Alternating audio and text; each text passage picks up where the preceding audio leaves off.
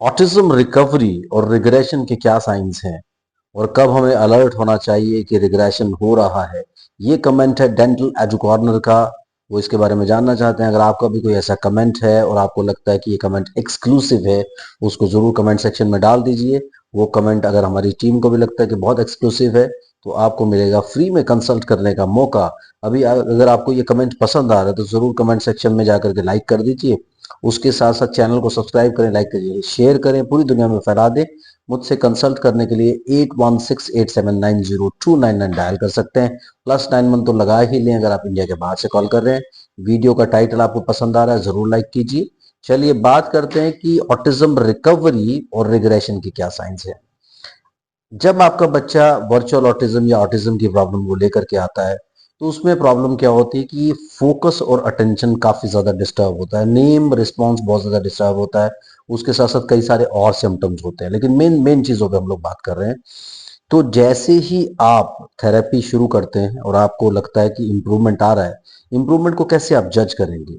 आपका बच्चा पहले से ज्यादा ध्यान से आपकी बातें सुनने लगेगा, उसकी मेंटल स्टेबिलिटी बढ़ जाएगी, हाइपर एक्टिविटी ऑटोमेटिकली कम हो जाएगी। उसके साथ साथ आपको दिखाई देगा कि प्रोसेसिंग उसकी इंप्रूव हो रही है। कोई भी बात आप पूछते हैं, कोई बात आप करने की कोशिश करते हैं, वो ध्यान लगा करके अपने ब्रेन में चीजों को प्रोसेस करने की कोशिश करता है, जो कि वो पहले नहीं करता था। ये थोड़े से साइंस आपको दिखाई देंगे। लेकिन क्या होता है कि ये बच्चे ना कई बार बहुत बड़े ब्लफ मास्टर होते हैं, यानी जब इनको पता लगता है कि मेन स्ट्रीमिंग की कोशिशें की जा रही हैं तो एक बैक मारने की कोशिश करते हैं, रिग्रेशन की कोशिश करते हैं।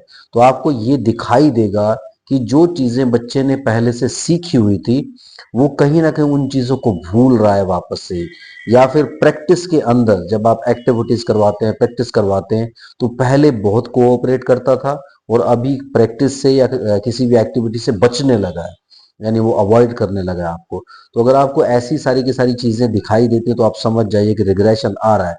यूजली ऐसे टाइम पे आपको क्या करना है, जब आपकी एक्टिविटीज चल रही होती हैं उस समय ये बच्चे जरूर कोशिश करते हैं कि आप किसी भी तरीके से एक्टिविटीज को बंद कर दें और इनको इनके हाल पे छोड़ दें।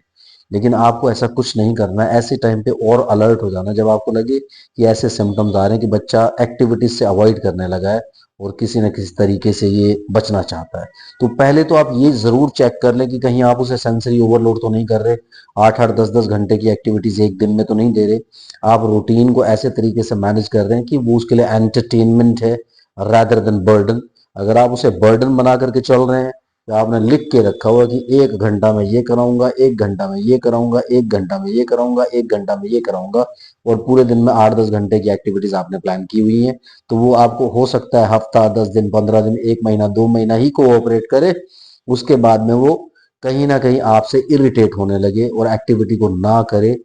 साथ में जो चीजें उसने सीखी भी थी वो भी चीजें आपको ऐसे लगे कि वो भूलने लगा है, क्योंकि वो फिर ऐसे झटके आपको देने की कोशिश जरूर करता है।